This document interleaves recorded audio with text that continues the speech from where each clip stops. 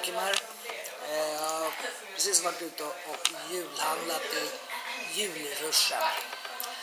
Och tänkte bara reflektera på det att vad är egentligen det här med all den här jäkt och stress som vi utsätter oss för så här dagarna före jul. Jag vet inte, men det är någonting som är specifikt just för den här tiden tycker jag. Alla blir som tokiga och springer runt och jäktar. Vilket får mig att komma in på tid och vad egentligen tiden betyder för oss alla.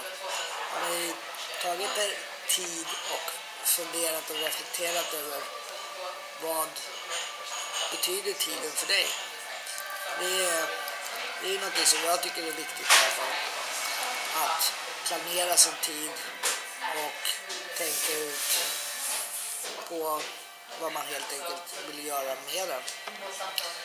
Så ta lite tid under jultiden här nu och reflektera på det här med tid.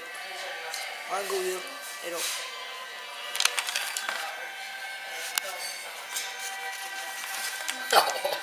Ja.